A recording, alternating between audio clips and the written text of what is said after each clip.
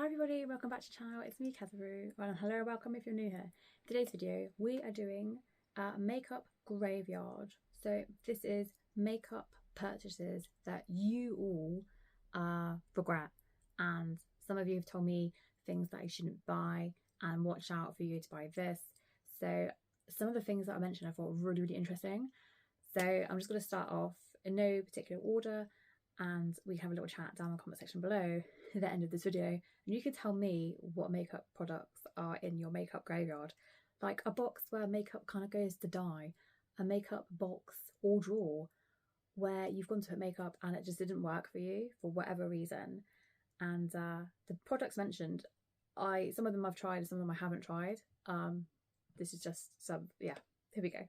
Okay, so number one is Charlotte Tilbury, the Bitch Perfect lipstick.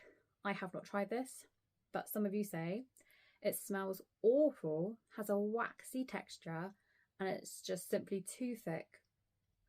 And yeah, so Charlotte Tilbury lipsticks has actually come up a few times. Is Charlotte Tilbury lipstick really that bad? Because I thought Charlotte Tilbury lipstick was actually pretty good. I mean, I thought the reviews of it seemed to be ranked quite high. So yeah, let me know if Charlotte Tilbury lipstick has that been good for you? Is it working out for you, or is it actually really bad like some people were saying? The next one is a Burberry. It's a Burberry eyeshadow palette in nude blush. Apparently it has a really dry formula. After using it, this person's eyes looked muddy and they couldn't blend the eyeshadows, and it just, yeah, was not a good one for them. So that's the Burberry eyeshadow palette in nude blush. Let me know if you've tried that out and if that's good or poo. This person wrote into me and they said, buying cream products, some of them have such a short shelf life. I'm probably not going to always pan them before they dry out or go bad. So that's a really interesting one, cream products. I have a few cream blushes. I'm actually wearing one today. This is the Makeup Revolution one, the one I'm like always gushing on about, but it's actually really good. I really like it. I'll link it below for you. So cream products. At the moment, my cream products haven't really like dried out badly. The only one cream product that does dry down a little bit is the Anastasia Beverly Hills, the Dip Brow pomade for your eyebrows. That can, if you've had it for a bit, you know, past its sell-by date, its shelf life, that can dry out and go a little bit funny. But sometimes what I do, I'll just add a little bit of like water on my brush and then dip it in, and then it sort of like brings it back to life. So yeah, so cream products, are yours drying out or yours all right? That's actually quite a good one though, isn't it? One to think about when you are going to purchase like quite a high ticket, like priced like cream blush item. I do like a lot of powders. I suffer with like oily combination skin. At the moment though, this is a cream blush that I have, and this one actually lasts on me for quite a long time. So it'd be good to see, or have to test it out and see whether it dries or goes a bit gross like in my pan. I will update you and let you know. Okay, next one. Okay, this is like well, it is a makeup product, but it is basically makeup sponges. Any makeup sponges that basically aren't a Beauty Blender. Beauty Blender is a makeup sponge brand, in case you didn't know. And this person says, I know people say that so many of them are exactly the same and you can get better for less money. But that hasn't been true to me.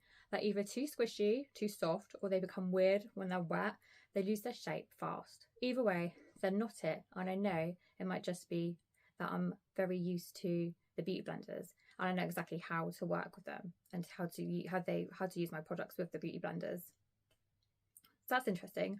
I did use some beauty blender sponges, and I had Real Technique sponges.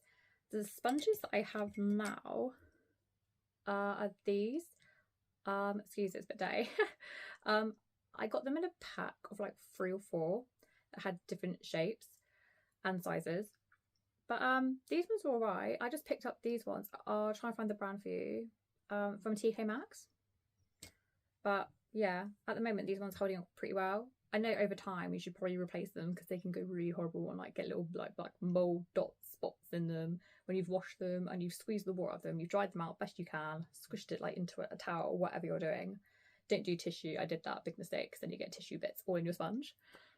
But yeah, I'm not too like bothered when it comes to like makeup sponges. I just sort of try different ones. But this person really loves Beauty Blender, which is fair enough. And Beauty Blender sponges are the ones that they always go back to buy. Let me know in the comments below, what sponges do you like and why? What ones would you not ever buy again because they're just really rubbish? Because if you let everybody know and me know, it really helps us out and we save money together so we don't buy rubbish makeup products. Okay, what is the next one? This person wrote in saying, this is going to be an unpopular opinion. Ah, okay, interesting. It's Charlotte Tilbury. Charlotte Tilbury Flawless Filter and Pillow Talk Lipstick and Liner. The Flawless Filter did nothing for me. It just made me look sweaty in a gross way. Interesting. Okay, so they didn't mention anything about the liner. They said they didn't like the liner. Oh, the liner rubbed off. It doesn't last very long. Okay, and the lipstick was too waxy, like that other person said before about the lipsticks being not a great texture and not lasting that long. Oh, and it had an awful smell. Okay, so that's another for Charlotte Tilbury. But again, just because it didn't work for them, you might love it and it might work for you. That's the thing with makeup. Do you know what I mean? Like something that I like, you're not gonna like necessarily, and that's why we like doing these makeup videos, helping each other out, seeing what's good. You know, trying to save some money. But I'm really surprised about the Charlotte Tilbury lipsticks, as I really wanted to actually try some of them.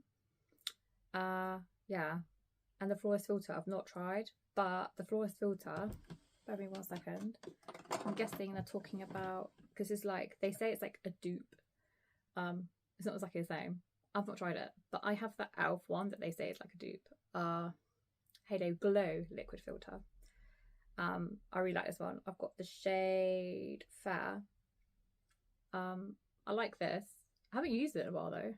I like putting like on top of my cheekbones here, bit of glow here.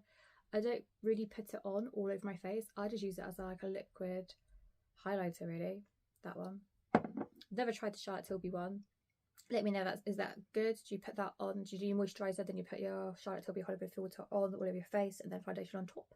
Or do you use it as like a little, like, you know, glow on your face in certain areas? That'd be cool to find out.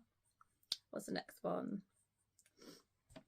Okay, next is a brand that I've not tried, but you might have done. It's Jones Road. So this person wrote in saying, Jones Road Beauty. I had an eyeshadow palette from them, and the texture is so weird. At first I was like, oh, cool. They're just like Colourpop's Super Shock shadows. No. The formula went all goopy and unstable on me after only a couple of uses. Imagine trying to put Play-Doh on as eyeshadow. Because that's exactly what happened. Now it sits in my makeup drawer, taunting me, being downright unusable.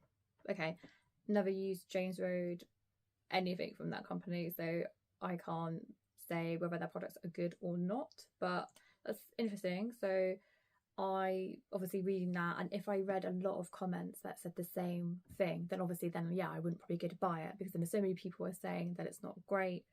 Yeah, then it's up, then you know, you've been warned. You could go still and try that product out for yourself. But if it was like, I don't know, £50, £75, and you read all those comments for the same item, you're probably most likely not gonna go and pick that product up. I'm probably not gonna pick that up. So yeah, that's that. A lot of people have said this brand name, which is really interesting. So don't come for me if you like this brand, because I wanted to try some of this brand's lip gloss. So this is everything that I've bought from Fenty. Interesting. Has been a massive disappointment. The liquid eyeliner smudged all over my eyelids within 1 hour, which has never happened with a liquid eyeliner before that I've bought from other makeup products. And the eye primer was like glue, and any eyeshadow I put over it was like super patchy and unblendable. Even if I waited 5 minutes for it to dry down, both had great reviews, so I was really baffled as to why it wasn't working for me. So that's quite interesting. And Fenty's mentioned quite a lot. Also, someone mentioned about the Fenty Gloss Bomb lip glosses. They're saying that they're overpriced, a bit sticky, not that amazing, and you can get a cheaper, better lip gloss with the Maybelline Lifter Gloss, which I actually have. I have this one, and I've repurchased it a few times. I've got the shade Moon. My one looks like this, and it's Moon. It's really nice, and I really like the doe-four and the application and the colour of it. It just looks like a nice sort of shiny pink. that has, it's glittery and shiny, but it's not, and it smells really nice. It smells like coconut sweets or something. It's really nice. But I was curious about the Fenty lip glosses as well, the gloss bombs I think they're called, because they also look really nice. But a lot of people are saying not to bother and to stick with my Maybelline Lifter Gloss. But I'm still curious, you know, so I still might go against the grain and still go pick one up and just see whether I like it for myself. And, you know, do the same too. If you're interested in something, but you've had some like negative comments, and you just want to see if you like it for yourself. Because again, just because it didn't work for these people, it might work for you. So we could just try it out together.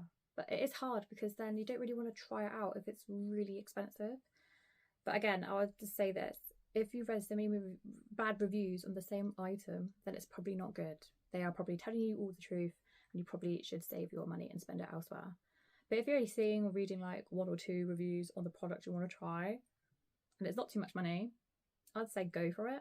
But if you've read like loads of reviews that are really bad, then I probably wouldn't go for it. But it's completely up to you though. Completely up to you. But yeah, it's really interesting. Okay, so this is really interesting and one that you might want to listen to because I think a lot of you actually like. This is Colourpop. So Colourpop Super Shock eyeshadows. So most of the Colourpop Super Shock eyeshadows I've bought, they either dry up, cracked and made a mess, or got mouldy very quickly. Interesting. And yes, I wore them in I store them in a dark dry room, and I've tried this and that and other sprays or liquid to revive them. I've just given up on them. It's not my speed. Okay, so Colourpop Super Shock shadows. Apparently this person, with them, their experience, they went mouldy, they crack, and they dried up really quickly. Is that true of Colourpop Super Shock shadows? Do they dry up and crack and go horrible for you? Let us know in the comments below. Okay, I'm going to just beep this bit out because there's a bit of bad language. So buying a ton of Colourpop, beep, just for the cute packaging or collab. I just do not like that eyeshadow formula. So they would literally just sit in a drawer unused. I'm a fool. Yet again, I'll link to one of my videos up above when I bought literally some items. Did I buy them for the packaging or the colour story? A lot of it sometimes is because of the packaging, or because, well, like some people really love, what's the Colourpop eyeshadow palette that just recently came out, the Twilight one. I was actually sucked in and wanted that because I like Twilight. But then I looked at the colour story again and I talked myself out of it because a lot of those shades are very cool toned. I do like cool tone shades, but then for me, I don't know, I do I've got like an olive skin, got like a warmer sort of undertone.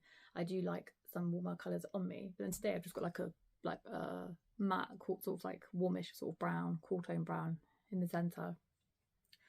Just, I guess, just the shades. I was like, do I have these shades already in my collection?